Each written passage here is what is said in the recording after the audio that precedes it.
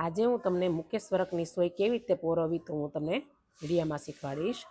તો પહેલાં જો આ સોય છે, આ સીધી સોય છે। હવે એને તમારે આ જે નીચે અણીવાળું કાણું છે ને એમાં તાર નાખવાનો છે, નાખી અને એટલો તાર નાખી અને વાળવાનો છે, જોયો। હવે તમારે આ તારને સીધો લઈ અને પાછો તમારે આ કાણામાંથી બારો કાઢવાનો છે। કાઢ્યો આપણે। હવે પાછી આ સોયને સીધી કરી અને પાછો તમારે ઉપરનું જે કાણું તો આપણે પહેલાં નાખ્યો હતો તેમાં કાઢવાનો છે બારો। જુઓ આપણી તમારી સોય પોરવાઈ ગઈ છે, જોઈ શકો તમે સોય। હવે હું તમને આની ફૂદડી કરી તમને શીખવાડું છું।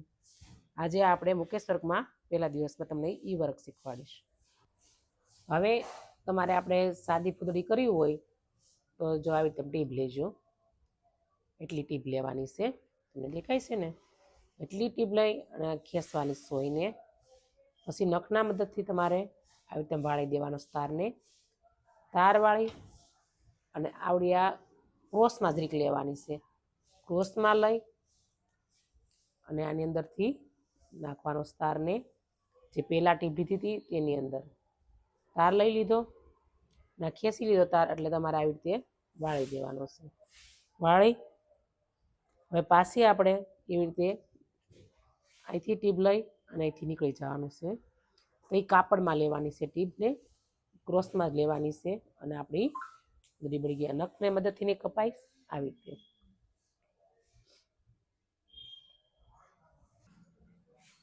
હવે આપણે પાછી તમને શીખવાડું છું એવી રીતે વાળી દીધું, વાળી અને ક્રોસમાં લઈ ખેંચી લીધો તાર।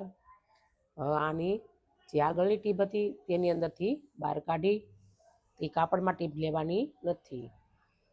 હવે આમ ક્રોસમાં લઈ એ કાપડમાં ટીપ લઈ અને બહાર કાઢી અને પછી તમારે નખની મદદથી કાપી નાખવાનો છે।